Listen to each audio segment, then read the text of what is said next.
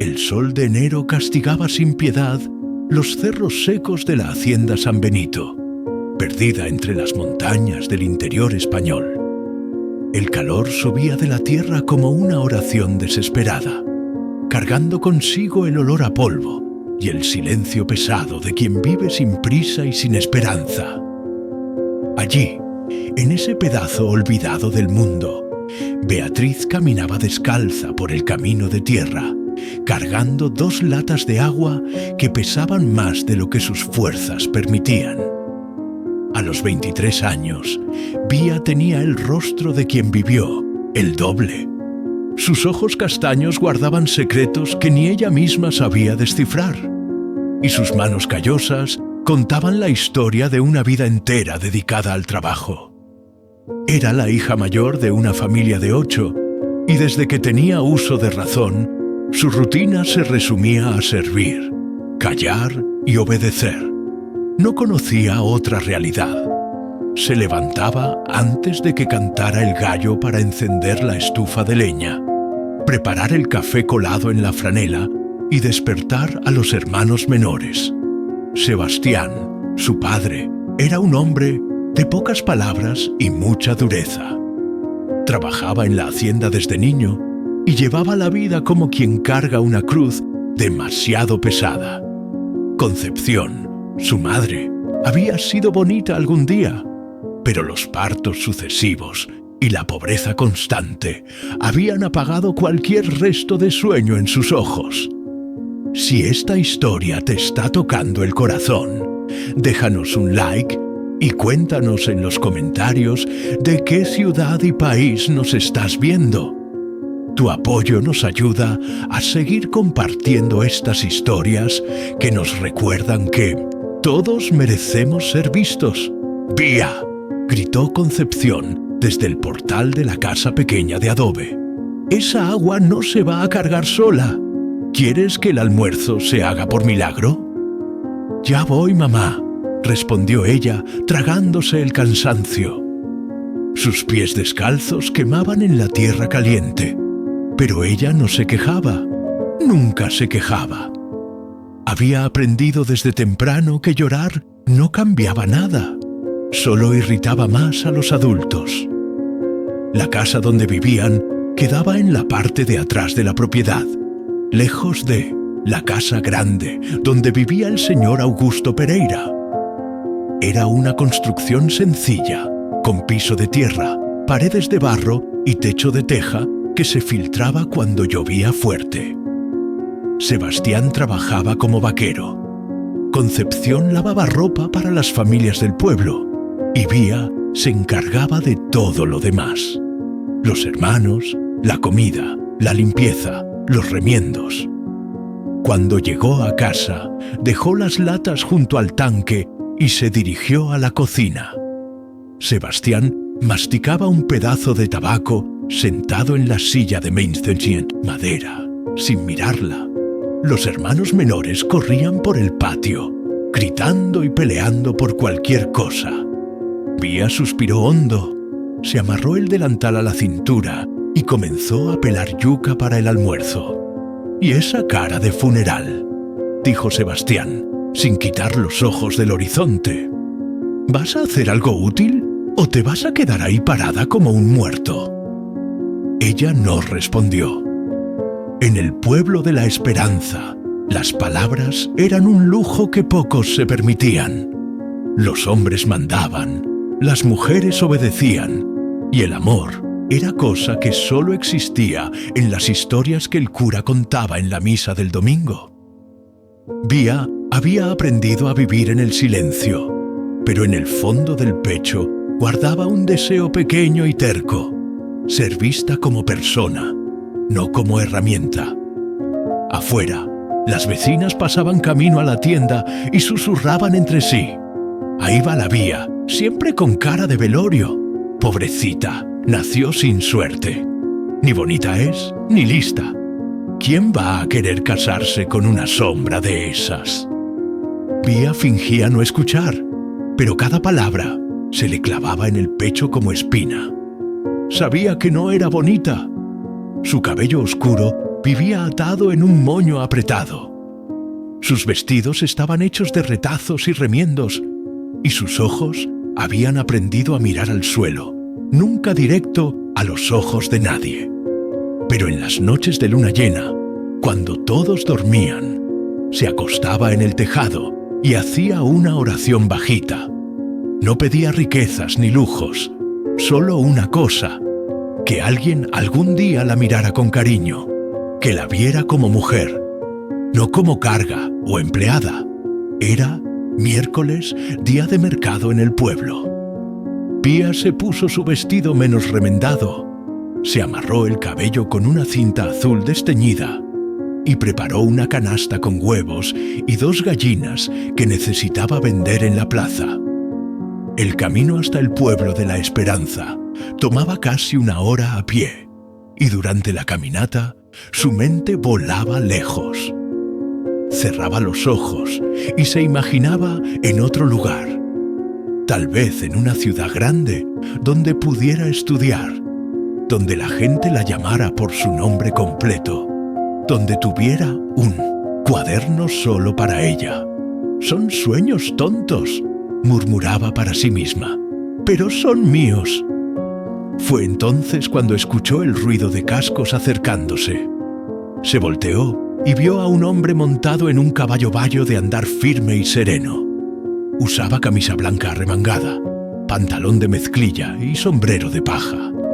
La piel era morena, curtida por el sol del campo, y los ojos eran oscuros como noche de lluvia. «Buenos días», dijo él con voz grave, pero gentil. «Buenos días, señor», respondió ella, bajando la mirada, como le habían enseñado. «¿Este camino lleva a la hacienda San Benito?» «Sí, señor. Sigue derecho hasta el portón de madera. Después voltea a la izquierda. No tiene pierde». El hombre agradeció con un gesto, pero no siguió viaje inmediatamente. Se quedó ahí unos segundos observando a Vía, no con desprecio o lástima, sino con algo que ella nunca había visto antes: interés genuino. Ella sintió el rostro calentarse y por primera vez en mucho tiempo se vio sonrojándose. «¿Cómo? ¿Te llamas, muchacha?» «Beatriz, señor, pero todos me dicen Vía». «Mucho gusto, Vía. Yo soy Rafael». Y sin decir más nada, siguió su camino, dejando atrás una nube de polvo y un corazón que latía más fuerte de lo normal. Vía no sabía todavía, pero ese encuentro era solo el comienzo de una historia que cambiaría su vida para siempre. El mercado del pueblo de la Esperanza era pequeño, pero ruidoso. Todos los miércoles, la plaza de la iglesia se llenaba de puestos con verduras, ropa usada, dulces, caseros, quesos frescos y principalmente chismes. Nada escapaba a las lenguas afiladas de las mujeres mayores que se instalaban en la sombra de la higuera con sus sillas de mimbre y miradas curiosas. Vía llegó con su canasta, buscó un rinconcito donde pudiera acomodar su mercancía y se sentó en un cajón viejo. No vendía mucho, pero lo poco que conseguía juntar ayudaba a comprar azúcar y queroseno para la casa. Mientras esperaba algún cliente, no podía dejar de pensar en el hombre del caballo, Rafael. Repitió el nombre bajito, como quien saborea un dulce raro. No lo había visto antes en el pueblo, y en el pueblo de la Esperanza todo mundo se conocía desde la cuna. Esa voz firme, el modo respetuoso de hablar, la manera como la miró, no como objeto, ni con lástima, sino como si ella fuera importante. Ese tipo de mirada no se olvida fácil. «Dicen que llegó un administrador nuevo a San Benito», comentó doña Matilde mientras escogía huevos. «Que el viejo don Joaquín finalmente se jubiló». «Es verdad», concordó otra mujer curiosa. «Mi cuñado lo vio llegar temprano en la mañana, montado en un caballo bonito, alto, moreno, con pinta de gente de fuera». Vía sintió un frío en la panza. ¿Sería él? La hacienda San Benito era la propiedad más grande de la región. Pertenecía al señor Augusto, un hombre rico y respetado, conocido por su personalidad cerrada y por su poder. Contratar a alguien nuevo como administrador era noticia grande en un lugar donde todo cambiaba despacio. Ese mismo día, después de vender apenas media docena de huevos y una gallina, Vía volvió a casa con la cabeza baja. Concepción se quejó como siempre. Sebastián ni la miró y los hermanos peleaban por un pedazo de piloncillo. El mundo era igual que siempre, pero dentro del pecho de Vía algo había cambiado. Los días pasaron y con ellos comenzaron las coincidencias. O al menos eso parecía. Una mañana, cuando volvía del arroyo con ropa mojada para tender, encontró a Rafael conversando con don Antonio, el herrero del pueblo. Estaban parados justo en la entrada del taller, discutiendo sobre herramientas y reparaciones. Ella pasó con la cabeza baja, pero él la reconoció de inmediato. «Buenos días, Vía», saludó con naturalidad. Ella se detuvo sorprendida. Nadie en el pueblo se dirigía a ella con tanta familiaridad, mucho menos un hombre de posición. «Buenos días, don Rafael», respondió con voz tímida. «¿Ya conseguiste vender todas las gallinas de esta semana?» Ella sonrió levemente. No, era burla. Era conversación de verdad. Una se escapó, la otra no quiso cooperar. Bromeó, sin saber de dónde venía el valor para hacer gracia. Rafael soltó una risa corta, pero sincera. Don Antonio miró de reojo, intrigado. «Supe que usted es el nuevo administrador de San Benito». Ella se arriesgó a decir. «Es verdad, empecé la semana pasada. Hay mucho trabajo por delante. Las cosas estaban medio abandonadas». «Dicen que el señor es hombre difícil». «Eso dicen», respondió él. «Pero yo no tengo miedo al desafío». Hubo un silencio breve. Después Vía hizo una pequeña reverencia y siguió su camino con el corazón latiendo como tambor de fiesta. Sintió la mirada de Rafael acompañando sus pasos hasta que dobló la esquina. De ahí en adelante, los encuentros se hicieron más frecuentes. Rafael pasaba por el pueblo casi todos los días, a veces a caballo, otras a pie. Saludaba a todo mundo con educación, pero con pocos conversaba más allá de lo necesario. Con Vía era diferente. Parecía siempre tener una excusa para detenerse y cambiar algunas palabras. Si la encontraba en el arroyo, le ofrecía ayuda para cargar los bultos de ropa. Si estaba en el mercado, preguntaba el precio de los huevos, aunque no comprara nada. Si se cruzaba con ella en el camino, caminaba junto a ella algunos metros, aunque fuera en dirección contraria. Las comadres del pueblo no tardaron en notarlo. ¿Vieron cómo el administrador nuevo mira a la Vía?, cuchicheó doña Josefa la comerciante. «Debe ser lástima», respondió otra con risa maliciosa, «porque bonita la muchacha no es. O entonces le gustan las mujeres calladas y flacas», añadió Rosa, hija del presidente municipal, que hasta entonces había sido la soltera más codiciada del pueblo. Los rumores crecieron rápido. En Pueblo Chico, el chisme tiene piernas largas y boca grande.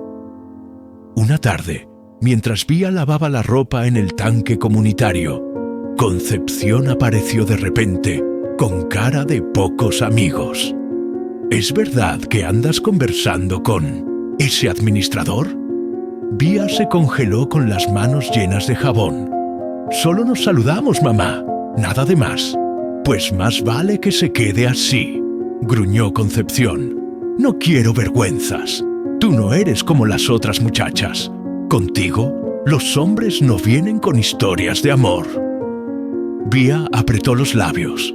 No dijo nada, pero ahí dentro una vocecita se revelaba. ¿Y si no fueran solo historias? ¿Y si por primera vez alguien estuviera viendo algo más en mí? Esa noche, mientras las cigarras cantaban bajo el cielo estrellado, Rafael apareció en el caminito que pasaba frente a su casa. No gritó, no tocó la puerta, solo se quedó ahí parado a unos metros de distancia, con el sombrero en la mano. Vía salió sin saber cómo, pero sabiendo que él estaba ahí. «No vine a molestar», dijo él. «Solo quería ver si estabas bien». «Estoy bien», respondió ella, aunque la voz le temblaba. «Hay algo en ti, Vía, algo que me hace querer estar cerca». Ella bajó la cabeza sin saber qué responder.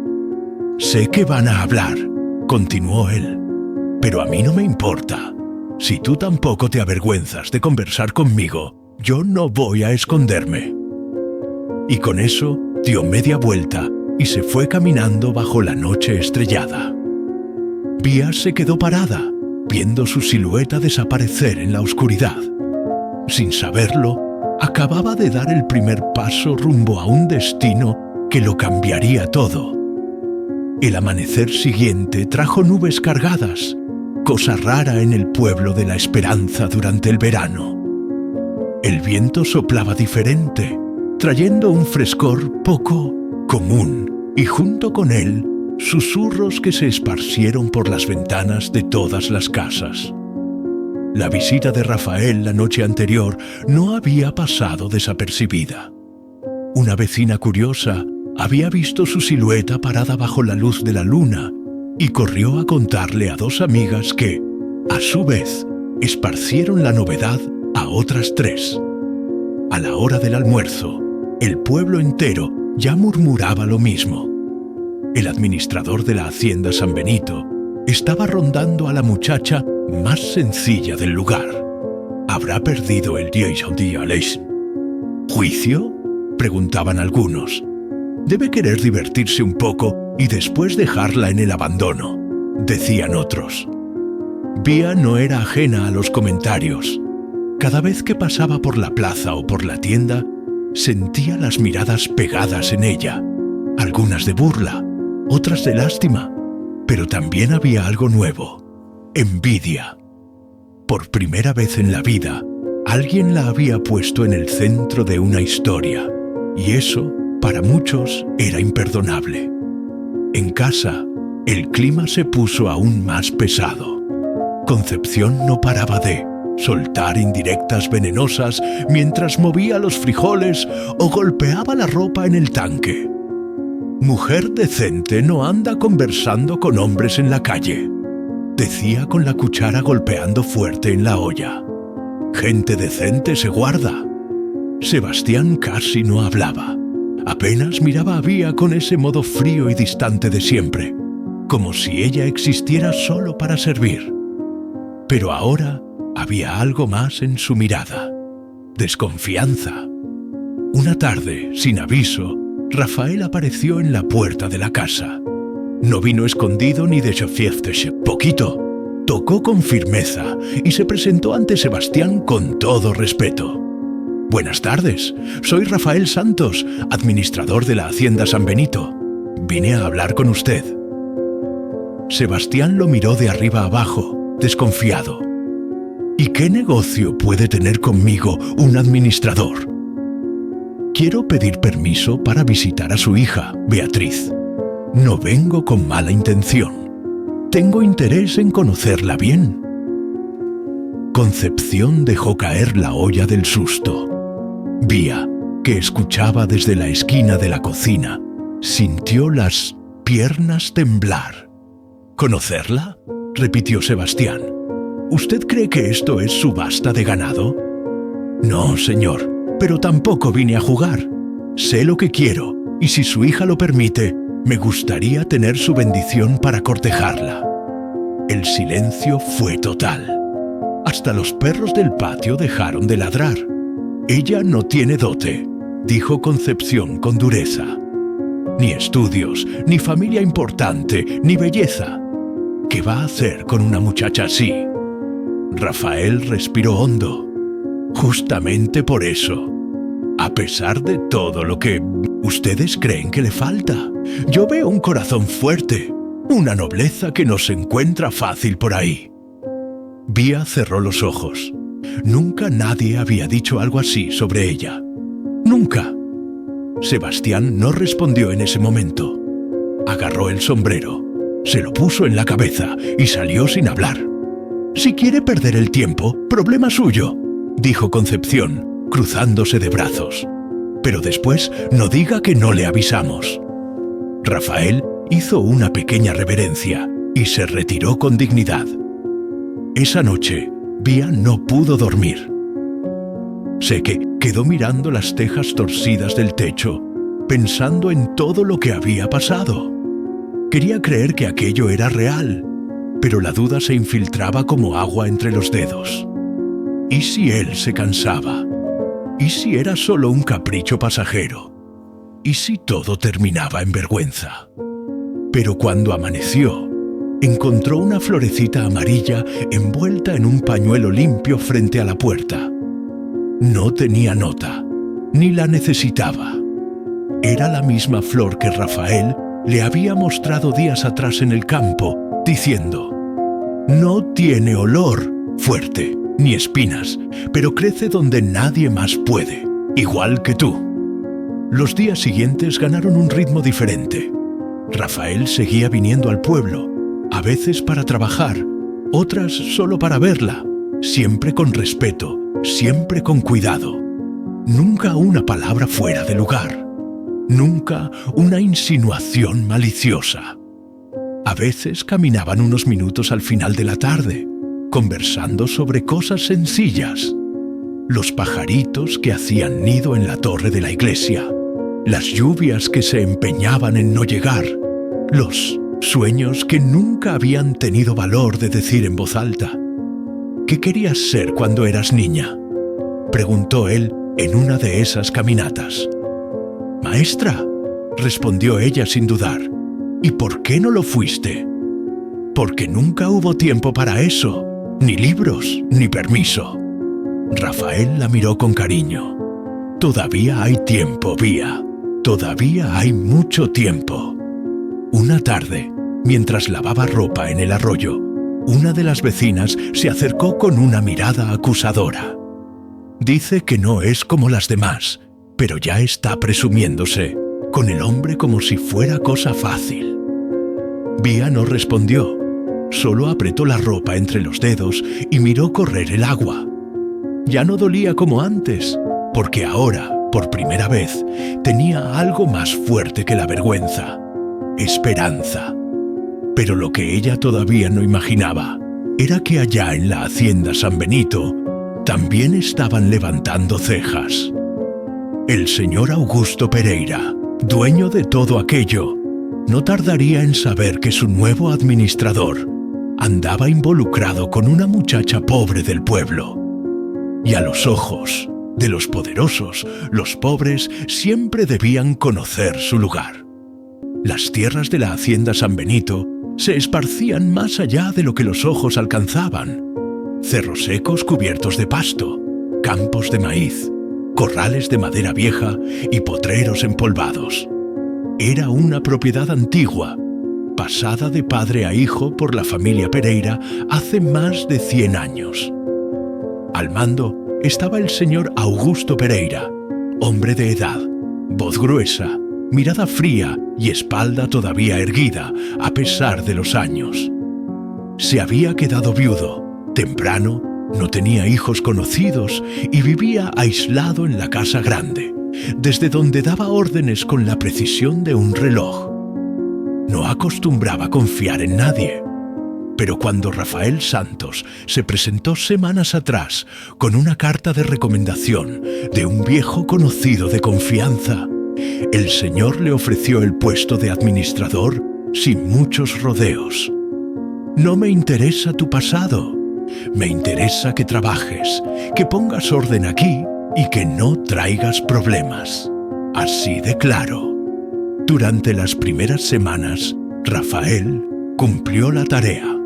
Arregló cercas, reorganizó a los trabajadores, mejoró la contabilidad de la producción e incluso logró que los peones dejaran de llegar tarde. Su modo era firme, pero justo. No gritaba, no humillaba, pero tampoco les pasaba la mano por la cabeza a quienes se equivocaban a propósito. Eso, sin embargo, no bastaba para quedarse invisible. En el pueblo de la esperanza, hasta las paredes tenían oídos. Una mañana, el Señor mandó llamar a Rafael.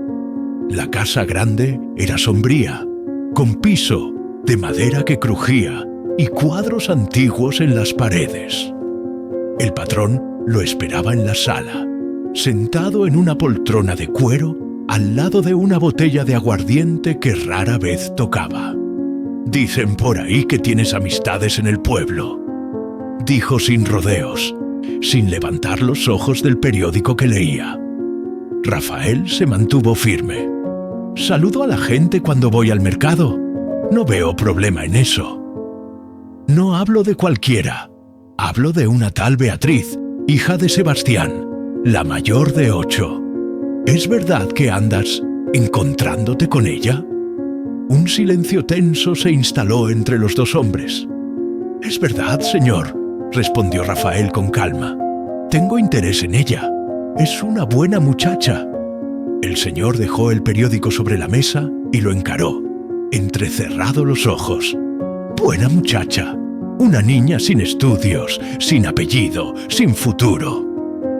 «Tal vez no tenga nada de eso, pero tiene dignidad, señor. Y eso no se enseña en ninguna escuela». El patrón se inclinó hacia adelante, apoyando los codos en las rodillas. «No, contraté a un administrador para que se enamorara de una empleada. Aquí no es lugar de novela de folletín. La gente habla y a mí no me gusta ser tema de chismes». «Con el debido respeto, patrón, no estoy pidiendo permiso para amar». El señor lo encaró por varios segundos. Después se recostó en la poltrona, respiró hondo y con un gesto de la mano lo despidió. «Puedes irte, pero acuérdate de lo que te dije el primer día. No traigas problemas». Esa noche, Rafael fue a buscar a Vía. La encontró en el patio, sentada en una piedra, remendando una blusa con manos cansadas. «¿Pasó algo?», preguntó ella apenas lo vio. «Hablé con el señor», respondió él sin rodeos. «Ya sabe de nosotros». La aguja que Vía sostenía tembló entre los dedos. ¿Y qué dijo? Lo que diría cualquier hombre rico y viejo, que no estás a mi nivel, que debería buscar a otra. Vía bajó la cabeza. La escena que temía desde hacía semanas finalmente se había vuelto real. «Tal vez tenga razón», murmuró. «No quiero que pierdas el trabajo por mi culpa». «Mira», dijo Rafael agachándose frente a ella, «puedo perder muchas cosas en esta vida, Vía. Un trabajo, un techo, hasta la confianza de un patrón. Pero no quiero perder esto que apenas empezamos. Lo que siento por ti es lo más limpio que me ha pasado en años. Y no voy a dejar que se marchite por miedo». Ella lo miró con lágrimas formándose en los ojos. Por dentro, el corazón gritaba para decir que sí, para creer, para dejarse amar. Pero el miedo todavía apretaba. «¿Y si mañana te cansas? ¿Y si me dejas con la burla de todo el mundo? Entonces seré el cobarde más desgraciado de la historia, pero no voy a serlo». Él tomó su mano despacio. Vía no la retiró. Al día siguiente, los rumores explotaron como pólvora seca. Alguien, tal vez alguna criada de la hacienda, había contado lo que pasó entre Rafael y el patrón. Las versiones corrían como torrente por las calles del pueblo. Algunos lo veían como acto de rebeldía, otros como error imperdonable. «Se le subió a la cabeza al administrador», decían en la panadería. Va a terminar despedido por culpa de una cualquiera. Pero contra todas las expectativas, Rafael no fue despedido. El señor, en su orgullo silencioso, no repitió la amenaza. Tal vez porque veía en Rafael un reflejo de sí mismo cuando joven, o tal vez porque comprendió que la voluntad de un hombre enamorado es más difícil de domar que potro bravo. Una semana después, Rafael apareció en la casa de Vía con una cajita de madera, pequeña. La abrió frente a sus padres. Dentro había un anillo de plata sencillo con una piedrita azul incrustada. No tengo fortuna, pero tengo mis manos, mi palabra y un amor limpio. Quiero pedir la mano de su hija. Concepción, por primera vez en la vida, se quedó sin palabras. Sebastián bajó la mirada. En el fondo, sabían que nunca nadie había mirado a Vía del modo que ese hombre miraba. «Si ella acepta, no me opongo», dijo él por fin. Vía, con las manos temblando, dijo que sí. Ese sí fue la chispa que encendió la próxima tormenta, porque mientras el pueblo murmuraba y el patrón callaba, el corazón de una mujer invisible comenzaba a florecer. Y las flores, cuando brotan en tierra dura, siempre llaman la atención. El anuncio del noviazgo fue como echar leña seca al fuego del pueblo. En cuestión de días, todos en el pueblo de la Esperanza hablaban de lo mismo. La pobre Vía se iba a casar con el administrador de la hacienda San Benito. La noticia no solo sorprendía, para muchos era insoportable. ¿Con qué méritos?, refunfuñaban algunas mujeres entre dientes. Hay muchachas más bonitas, más arregladas, más educadas. Pues sí, respondía Rosa, hija del presidente municipal, con el veneno dulce de la envidia. Pero ya saben cómo es. Al hombre le gusta lo diferente y lo fácil. El tono no era de broma, era odio disfrazado de chisme. Y Vía lo sabía. Desde que el noviazgo se hizo público, su vida se volvió un desfile de comentarios disfrazados de interés. En la iglesia, en la tienda, en el arroyo, todas las miradas estaban sobre ella. Algunas personas la estudiaban como si de repente hubiera adquirido un valor que antes no poseía. Otras apenas buscaban defectos para criticar. Concepción no ayudaba. Aunque al principio había sido reacia, después del anuncio comenzó a comportarse como si fuera madre de una princesa. Iba al mercado con la barbilla en alto, contándole a todo el mundo que su hija se iba a casar con un hombre de posición de verdad. Va a tener que vestirse como gente decente, decía mientras sacaba un vestido viejo del baúl del matrimonio. No quiero que piensen que crié a una limosnera. Vía la escuchaba callada. Por dentro sentía que su madre, más que alegrarse por ella, se alegraba por la oportunidad de ser vista, como si el anillo en su dedo fuera una medalla que Concepción también pudiera usar. Rafael, por su parte, seguía trabajando duro en la hacienda. No hablaba mucho del noviazgo con los otros trabajadores, pero se notaba el cambio en su ánimo. Caminaba más ligero, sonreía de vez en cuando e incluso se permitía silbar una canción de la infancia mientras inspeccionaba los corrales. Pero no todos lo miraban con buenos ojos. Uno de los peones más antiguos, don Clemente, hombre desconfiado y tradicional, comenzó a esparcir su descontento entre los demás. El patrón no dijo nada, pero yo lo conozco. Está hirviendo por dentro. Este muchacho está cavando su propia tumba. A mí me parece que está bien, decía otro más, joven. ¿Qué tiene de malo enamorarse? Sí tiene malo, escupía don Clemente con amargura. El hombre no puede olvidar quién es, ni de dónde viene. El amor no cambia apellidos. La fecha de la boda se fijó para 3 semanas después del noviazgo. Sería algo sencillo, una ceremonia en la capilla pequeña del pueblo vecino, porque el pueblo de la Esperanza no tenía cura propio. Después, una fiesta en el patio de la casa de Vía, con mesas prestadas y flores del campo recogidas por los hermanos menores. Rafael propuso usar parte de sus ahorros para rentar sillas, comprar comida para todos y mandar hacer un vestido nuevo. Pero Vía se negó. No quiero que gastes en mí lo que puedes usar para después. Yo me caso contigo, no con lo que puedes comprar. Aún así, aceptó un regalo. Un par de zapatos sencillos de cuero que jamás podría pagar sola.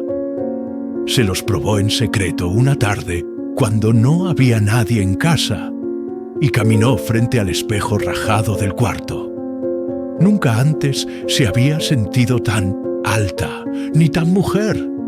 El día de la boda amaneció con sol firme y cielo limpio. Vía despertó antes del alba. Las vecinas, ahora repentinamente simpáticas, llegaron para ayudarla a arreglarse. Le pusieron flores frescas en el cabello y le prestaron un poco de colorete y labial que usó con timidez. Hasta que quedó pareciéndose a gente, dijo Concepción con media sonrisa. Para Vía, cada minuto era irreal. Sentía que caminaba dentro de un sueño que no le pertenecía, que en cualquier momento alguien la tomaría del brazo y le diría que todo era un error, que una muchacha como ella no podía vestir de blanco. Pero la carreta llegó y Rafael la esperaba. Vestido con su mejor camisa, limpia y planchada, zapatos boleados y sombrero en la mano, la miraba como si fuera lo más sagrado que hubiera visto jamás. La capilla del pueblo vecino estaba llena. Algunos fueron por cariño, otros por pura curiosidad, pero todos guardaron silencio cuando los novios atravesaron la puerta. El cura habló poco, las palabras necesarias. ¿Aceptas a esta mujer como tu esposa para caminar juntos en la dificultad y en la alegría? Acepto, dijo Rafael sin dudar. ¿Aceptas a este hombre como tu marido para construir una vida de respeto y esperanza?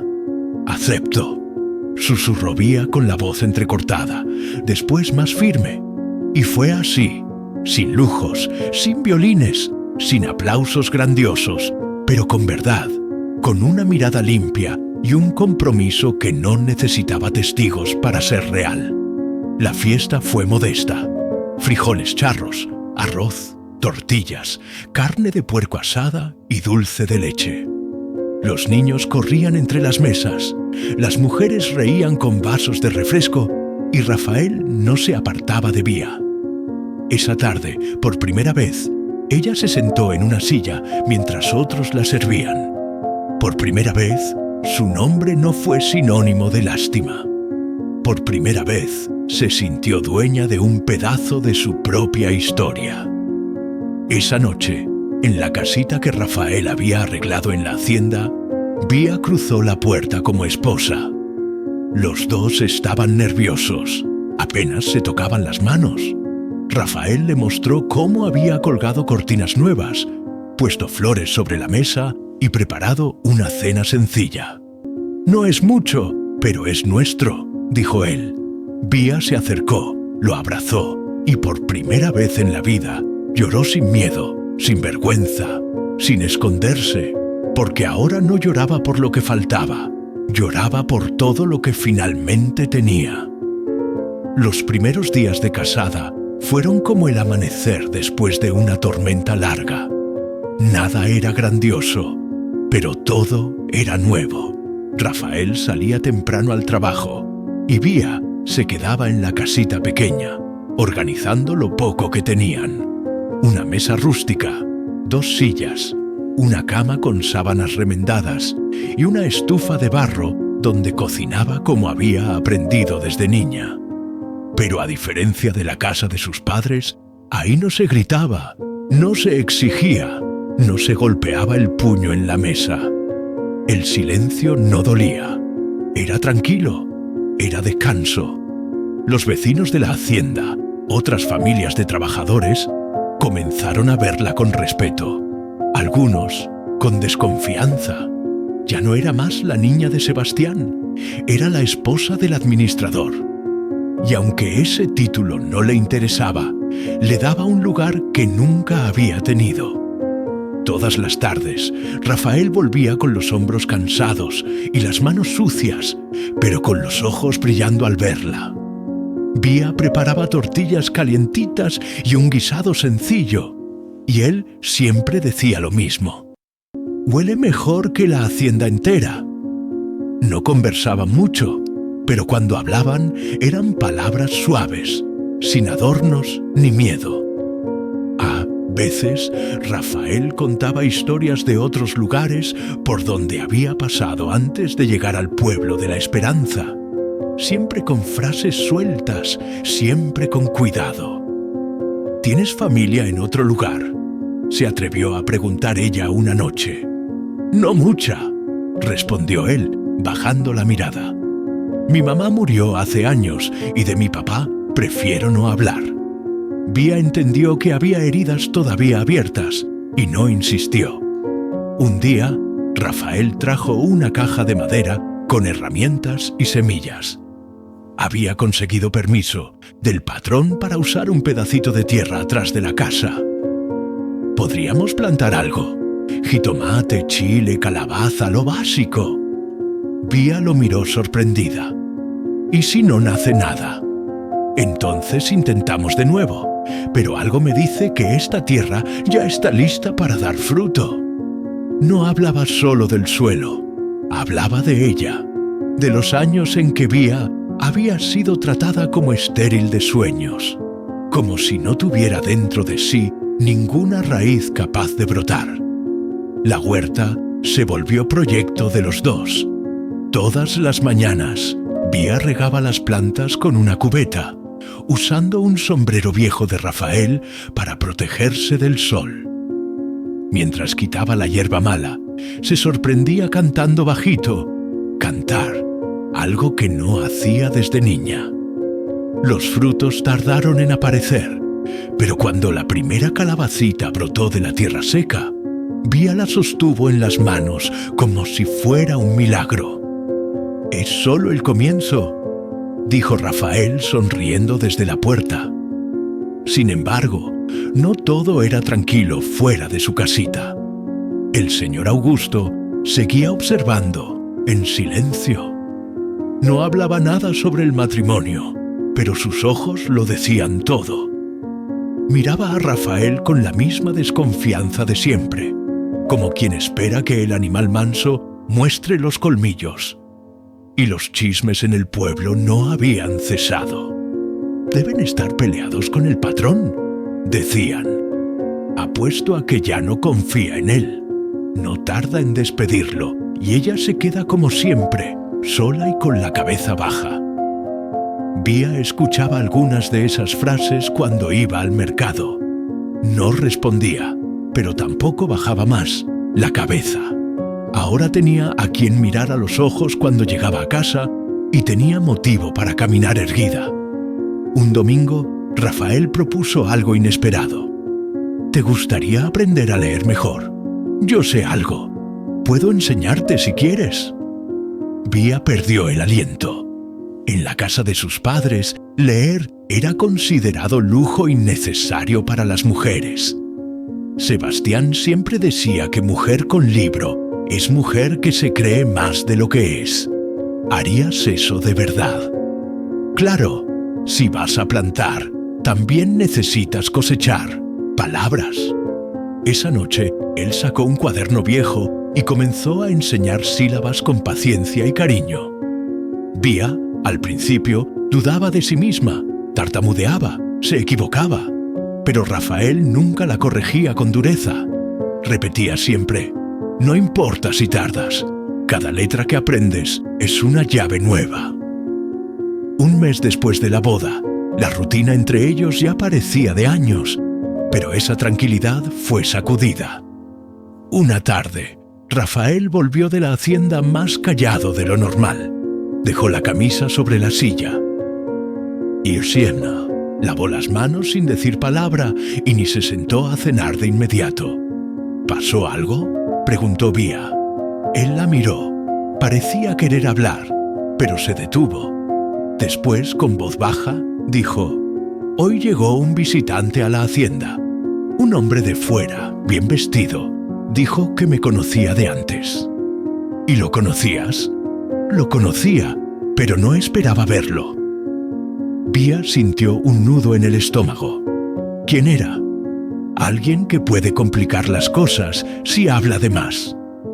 El silencio cayó como manta pesada sobre la mesa.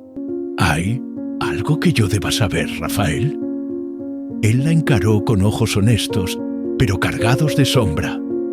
Sí, pero prefiero contarte bien cuando sea el momento. Solo confía en mí. Vía no insistió, pero esa noche, por primera vez, el sueño tardó en llegar. Y aunque Rafael la abrazaba como siempre antes de dormir, ella sintió que una grieta pequeña se abría en el suelo bajo sus pies. La vida juntos apenas había comenzado y ya aparecían las pruebas que pondrían a prueba no solo su amor, sino la verdad. Pasaron 3 días desde la llegada del visitante misterioso. Rafael no volvió a hablar del asunto. Se comportaba como siempre. Trabajaba del amanecer al atardecer. Saludaba con educación, arreglaba cercas y dirigía a los peones con firmeza justa. Pero algo en él había cambiado. Dormía menos. Se levantaba en medio de la noche para caminar por el patio y en sus ojos había una alerta constante, como si esperara un golpe que se empeñaba en llegar. Vía notaba todo, pero esperó, no por resignación, sino porque sentía que el silencio de Rafael no era desprecio, era miedo. Una tarde, mientras recogía hojas secas de la huerta, llegó una carta. No tenía remitente, apenas su nombre y dirección. La letra era cuidada, elegante, diferente de lo que se veía en el pueblo.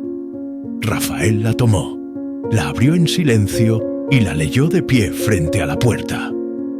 Vía observaba desde dentro de la casa. Cuando terminó, guardó el papel en el bolsillo, cerró los ojos y respiró hondo. «Necesito contarte algo», dijo él. Finalmente, se sentaron en la banca debajo del árbol de nuez que daba sombra al patio. Rafael sostuvo sus manos como si fueran anclas. Entonces comenzó: «Mi nombre completo no es solo Rafael Santos, es Rafael Santos de Almeida». Vía frunció el ceño. Ese apellido sonaba familiar. Era nombre de gente importante. «¿De Almeida? ¿Como los dueños de la hacienda Santa Isabel?», preguntó. «Exactamente esos». Se quedó callada por un momento. Después continuó: «Mi papá era Carlos de Almeida, uno de los hijos del señor Máximo, el patriarca. Se enamoró de una mujer pobre, una maestra de rancho, mi mamá.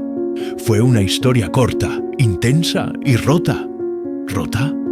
La familia nunca la aceptó a ella. Cuando quedó esperando un hijo, él desapareció. Dicen que lo mandaron lejos, que le ofrecieron dinero a ella para que se callara. Nunca lo volví a ver». Vía bajó la mirada. Entendía más de lo que Rafael imaginaba. El abandono no era extraño para ella. «Mi mamá me crió sola, me enseñó a leer, a trabajar, a no depender de nadie. Pero cuando murió, algo dentro de mí cambió. Sentí que necesitaba saber quién era, de dónde venía. Entonces fui a la hacienda Santa Isabel». Vía lo miró espantada. «¿Y te aceptaron?» «Me reconocieron, no por cariño, sino por obligación. Mostré cartas, fotos, pruebas. Me dieron una pequeña indemnización y un apellido que nunca usaron con orgullo. Pero yo no quise quedarme. Vi lo que eran, vi cómo trataban a la gente y supe que no quería ser parte de eso. ¿Y por qué esconderlo? Porque a veces un apellido no te eleva, te envenena. Vía se quedó callada unos segundos. Todo tenía sentido ahora. La educación de Rafael, sus modales, su manera de hablar, su modo de mirar el mundo con mezcla de esperanza y resignación. El hombre que vino es de esa familia. Mi primo vino a ofrecerme trabajo allá, una gerencia, buen sueldo, casa grande. Me dijo que pensara, que me alejara de aquí antes de que la vida me tragara como traga a tantos otros. ¿Y tú, qué le meillorité? ¿Dijiste? Rafael la miró directo a los ojos. Que no cambio suelo firme por espejismo y que mi casa es donde tú estés. Vía cerró los ojos. Las lágrimas bajaron sin permiso, no de dolor, sino de alivio, de sentir una vez más que el amor que habían construido no era de papel. Pero el eco de esa visita no tardó en llegar a oídos del señor Augusto. Una tarde mandó llamar a Rafael. La conversación fue seca. ¿Por qué no me dijiste quién eras? Porque no era importante para el trabajo. Claro que lo es, respondió el patrón. Aquí todo apellido cuenta, y tú cargas uno que ha querido destruirme por generaciones. Rafael entendió al instante. Los Almeida y los Pereira tenían historia vieja, amarga, territorial, el tipo de rivalidad silenciosa que se hereda como el color de los ojos. Yo no tengo parte en las guerras de ustedes, dijo Rafael. Solo quiero vivir en paz. Eso ya no depende solo de ti, respondió el viejo, dejando escapar una amenaza disfrazada de consejo. Esa noche, Vía preparó el café, no el de todos los días, sino el que guardaban para ocasiones especiales. Se sentaron a la mesa con el quinqué encendido, como si el mundo afuera no existiera. «No quiero que te vayas», dijo ella. «No me voy, ni que me ofrezcan el mundo entero». Ella sonrió, acarició su rostro y en ese gesto sin palabras se cerró un pacto más profundo que cualquier contrato escrito. Al día siguiente, algo inesperado sucedió. Una muchacha del pueblo, costurera, apareció en la casa. Traía un sobre pequeño y una invitación. «El señor quiere que ustedes dos vayan a una fiesta en la casa grande. Será dentro de 2 semanas». Vía tomó la carta sin entender. Una invitación para la casa del señor Augusto. ¿Para ella? La costurera añadió antes de irse. «Dicen que va a ser un evento importante, tal vez para presentar algo o a alguien». Cuando cerraron la puerta, Rafael frunció el ceño. «Esto no me huele bien. ¿Y si es una trampa? ¿Y si es otra prueba?» Vía apretó la invitación contra el pecho. «Entonces vamos, porque ya no tenemos nada que esconder». La casa grande de la hacienda San Benito no era un hogar, era una advertencia. Construida con paredes gruesas de adobe, techos altos y ventanas con persianas oscuras, imponía respeto desde el primer paso. Esa tarde estaba extrañamente adornada. Quinqués encendidos antes del anochecer, banderitas de papel colorido colgadas en el pasillo principal y una mesa larga arreglada en el patio interno. Todo parecía preparado para una celebración o una trampa. Rafael y Vía llegaron a la hora exacta. Ella vestía un vestido azul claro, modesto, con el cabello recogido en moño y una flor detrás de la oreja. Él, su mejor camisa blanca y zapatos boleados. Entraron del brazo en silencio, sintiendo las miradas clavarse en sus espaldas como cuchillos envueltos en sonrisa. El señor Augusto los observaba desde la cabecera, de pie, rodeado por algunos hombres de traje que nadie en el pueblo había visto antes. A la derecha estaba él, primo de Rafael, el mismo que había llegado semanas antes de Santa Isabel, sonriendo con gentileza falsa. «Bienvenidos», dijo el señor con una voz que no parecía suya. «Esta noche es especial». Rafael frunció el ceño. Vía se aferró más fuerte a su brazo. Les señalaron 2 lugares cerca del centro de la mesa. Había música suave, platos caros, vino en copas de cristal. Era todo demasiado para una hacienda que, en teoría, pasaba por tiempos difíciles. Los invitados eran pocos, pero bien escogidos. Administradores, dueños de tierras vecinas, funcionarios del ayuntamiento y algunas mujeres con vestidos elegantes que no eran del pueblo. Pía no se sentía parte, ni siquiera parte decorativa. Sentía que estaba ahí para ser examinada. El señor se levantó, alzando la copa. Hace años que esta hacienda no celebraba nada. Vivimos tiempos de silencio, de trabajo duro, de contención. Pero hoy decidimos mirar hacia el futuro. Y para eso, dijo, mirando directamente a Rafael, ¿es necesario poner las cartas sobre la mesa? Todos quedaron en silencio.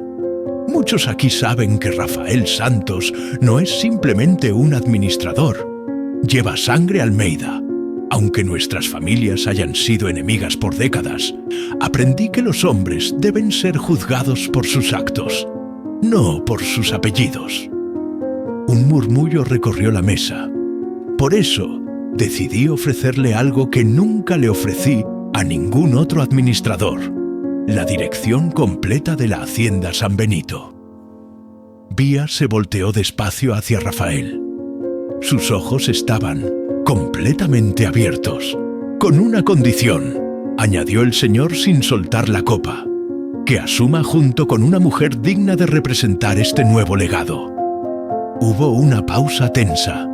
Después giró la cabeza en dirección a ella. «Esa mujer eres tú, Beatriz Damián». Un segundo murmullo, más alto, más venenoso. Vía sintió que se hundía en la silla. Nadie la había llamado por su nombre completo en años, ni ella misma lo pronunciaba. «¿Qué está diciendo, patrón?», preguntó Rafael, levantándose. El señor sonrió por primera vez en la noche, pero no era sonrisa cálida.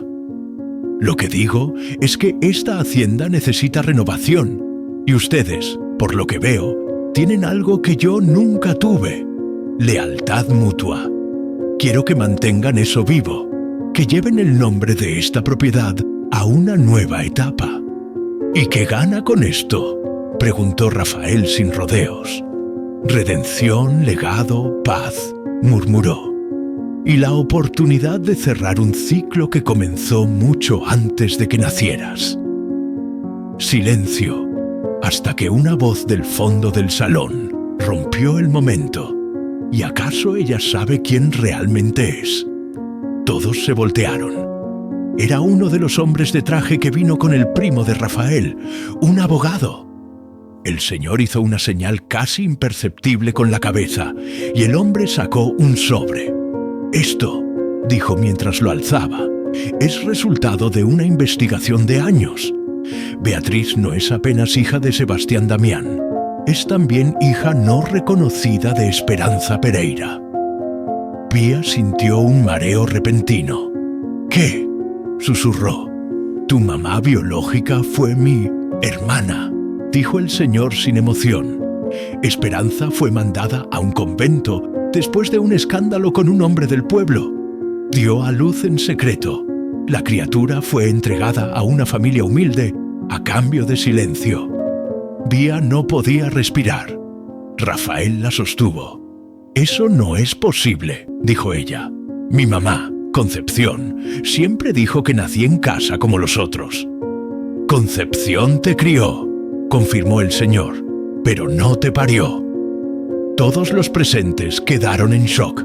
Nadie hablaba.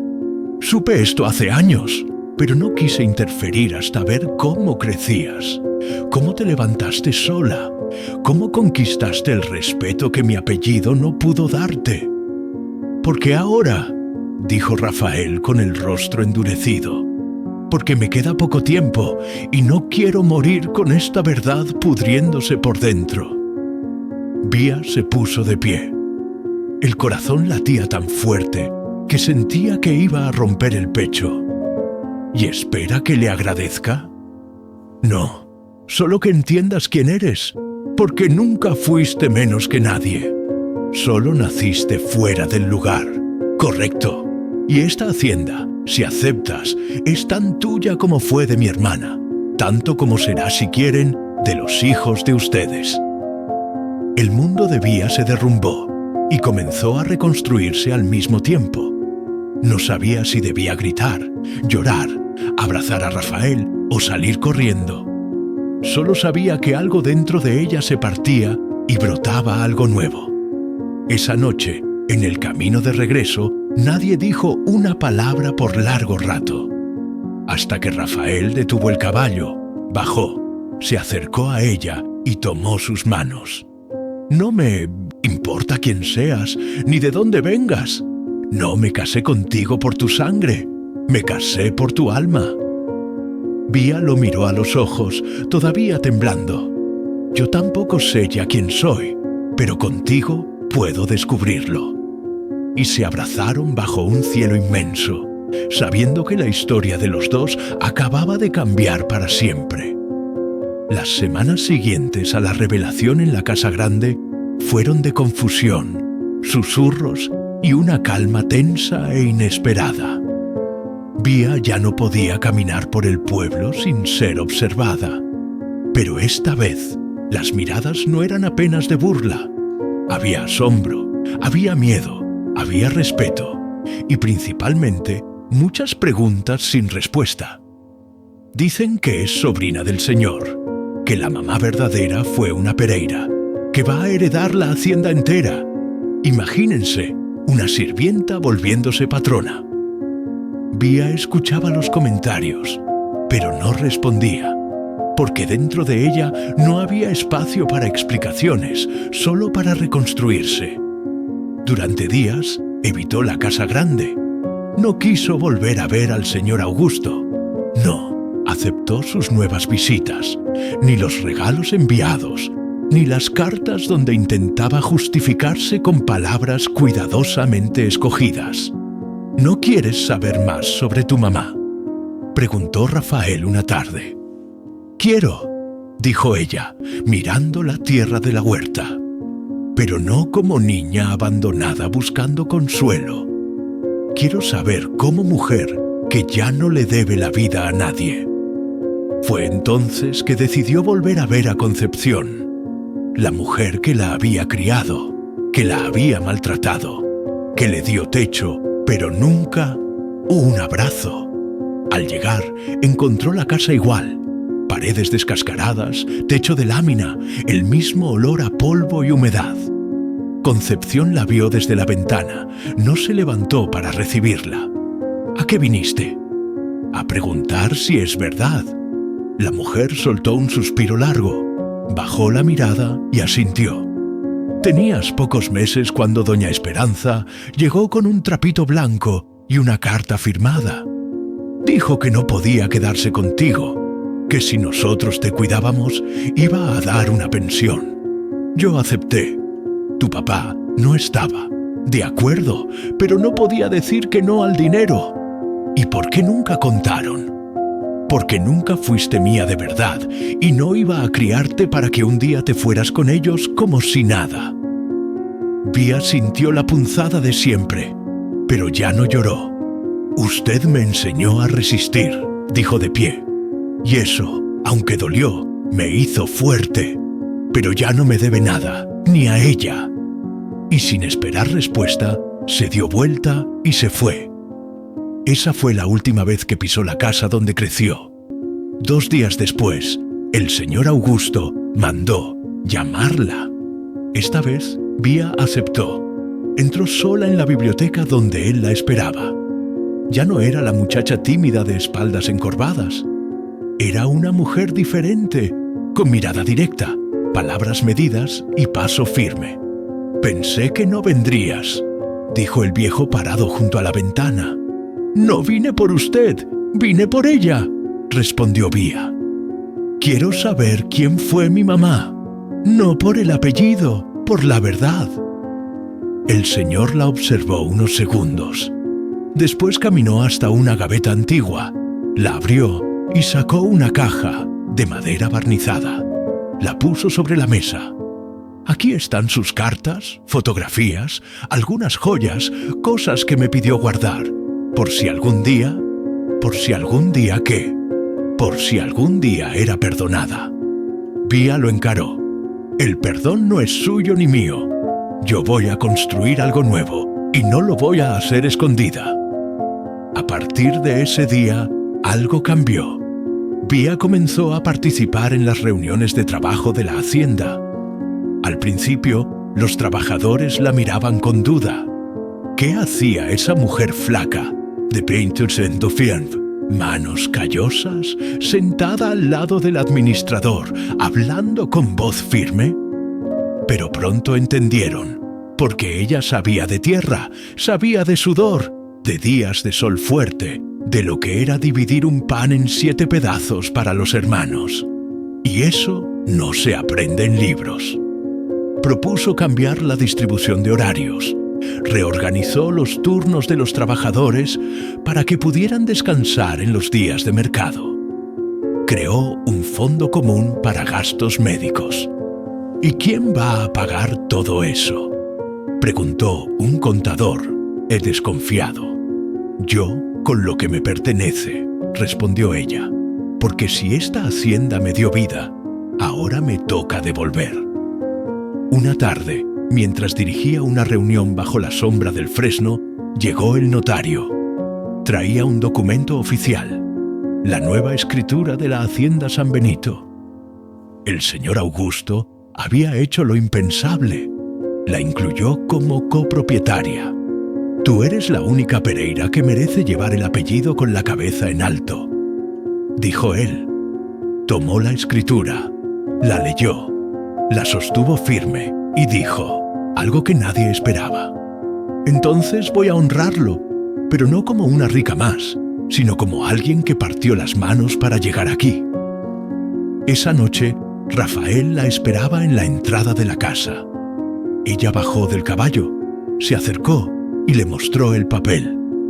«¿Y ahora qué vas a hacer?», preguntó él. Vía lo miró con una sonrisa tranquila. «Ahora vamos a plantar algo más grande». Y juntos, esa noche, comenzaron a escribir un capítulo nuevo, uno donde la muchacha invisible ya no necesitaba ser vista, porque finalmente sabía quién era. Pasaron 3 años desde ese día en que Vía sostuvo la escritura de la Hacienda San Benito entre las manos. 3 años desde que la niña ignorada en el mercado se convirtió en una líder respetada en toda la región. Pero no fue un reinado fácil, fue una siembra constante. Con Rafael a su lado, reorganizó toda la administración de la hacienda. Se sentaba en las mismas sillas donde antes nadie la invitaba a entrar. Escuchaba a los trabajadores como iguales, tomaba notas, aprendía de contabilidad, de leyes, de plantío rotativo, de irrigación, de sistemas cooperativos. Ya no sabía apenas cómo cocinar frijoles para una familia de 7. Ahora sabía cómo alimentar a decenas de familias que dependían de su palabra. Fundaron una escuela pequeña dentro de la hacienda, con una maestra que Vía misma buscó en la capital. Después, abrieron un consultorio médico y enseguida una cocina comunitaria. La tierra no vale nada si solo alimenta a uno, decía ella en las reuniones, y la gente la escuchaba, porque no hablaba desde arriba, hablaba desde la memoria, desde la experiencia, desde los pies descalzos que un día caminaron sobre brasas sin tener agua. Un día llegó una carta de la Hacienda Santa Isabel, de parte de la familia Almeida, los parientes que un día negaron a Rafael y después lo buscaron para aprovechar su talento. La carta ofrecía sociedad, Acuerdo de tierras, nuevo comienzo. Rafael la leyó bajito y después la rompió en dos sin decir palabra. Vía no preguntó nada. A veces el pasado no merece respuesta, merece silencio. Un evento inesperado sucedió poco después. La muerte del señor Augusto fue un entierro sencillo como él, sin discursos largos ni coronas ostentosas, apenas algunas palabras que Rafael dijo con el sombrero en la mano. Fue hombre difícil, pero supo entregar al final lo que por orgullo había guardado. Después del entierro, Pía se quedó sola frente a la tumba. No lloró, no por frialdad, sino porque entendía que la vida no siempre trae justicia, pero trae oportunidad de cierre. A usted le tocó callar, a mí me tocó hablar, murmuró, pero no con odio, con hechos. Y se fue. En esos años, Vía y Rafael tuvieron una hija. La llamaron María Concepción. La niña creció corriendo entre los surcos de la tierra, escuchando historias contadas en la sombra del árbol de nuez y aprendiendo desde pequeña que su mamá no siempre tuvo techo, ni trenzas bien peinadas, ni vestidos limpios, pero tuvo dignidad. ¿Cómo era la mamá cuando pequeña?, preguntó María Concepción una noche. Invisible, respondió Vía con sonrisa serena, hasta que decidió florecer. La niña fue a la escuela de la hacienda. Después, años más tarde, a una universidad en la capital. Quería estudiar Derecho Agrario. Quiero que nadie más sea despojado, decía. Y su mamá, cada vez que la veía hablar con el puño cerrado sobre la tribuna de los debates juveniles, sentía que algo dentro de ella se completaba. Los campos de San Benito cambiaron. Ya no eran solo surcos de maíz. Ahora había huertas comunitarias, colmenas, invernaderos. Las casas de los trabajadores tenían agua entubada, luz eléctrica y patios con flores. Todos los años Vía organizaba una feria donde todos podían vender lo que producían. Pan, queso, bordados, jabones, libros. Y al final de cada feria subía al pequeño escenario de madera y decía la misma frase: aquí todos valen. Aquí la semilla más pequeña tiene derecho a romper la piedra. Un día, un periodista de la capital llegó para hacer una entrevista. Había oído hablar de la mujer que transformó una hacienda olvidada en una comunidad modelo. Hizo muchas preguntas. ¿Cuál fue su motivación? El hambre y su fuerza, respondió ella. Y sus planes para el futuro. Vía miró a Rafael, que la esperaba con una jarra de limonada en la mano, y después a su hija, que enseñaba a un grupo de niños a leer bajo un árbol. Seguir plantando, respondió. Solo eso. El resto, la vida lo hace florecer cuando es tiempo. Nelusa, periodista, se despidió con un apretón de manos, emocionado. Antes de partir, preguntó: ¿cómo quieres ser recordada? Vía pensó unos segundos. Como la mujer que nadie vio llegar y que no necesitó permiso para quedarse. Esa noche, el cielo de la hacienda se llenó de estrellas. Rafael y Vía salieron a caminar como hacían desde hacía años, de la mano y con pasos sincronizados por la costumbre y por el amor. ¿Sabes qué pensé hoy?, dijo ella. Cuéntame. Que si todo empezara de nuevo, si me tocara nacer otra vez, en la misma pobreza, con los mismos golpes, con el mismo silencio, lo haría todo otra vez. ¿Por qué? Porque valió la pena, porque te encontré, porque plantamos, porque ahora toda niña como yo va a saber que también puede florecer. Y Rafael la abrazó sin decir nada, como se abrazan los árboles cuando pasa el viento, firmes en paz, eternos. Si esta historia tocó tu corazón, déjanos un comentario contando qué harías tú si estuvieras en el lugar de Beatriz. ¿Habrías ¿Perdonado a quienes te ocultaron la verdad? ¿Habrías aceptado el legado de la hacienda? ¿Cómo hubieras construido tu propio camino desde la invisibilidad hasta florecer? Queremos saber tu opinión. Y dinos también tu nombre y de qué ciudad nos estás viendo. Suscríbete para seguir descubriendo relatos que nos recuerdan que el amor, la dignidad y la esperanza pueden florecer hasta en las tierras más secas. Porque tal vez tú también seas una semilla, esperando el momento exacto para romper la piedra. Activa la campanita y acompáñanos en la próxima historia. Aquí cada voz cuenta y la tuya también.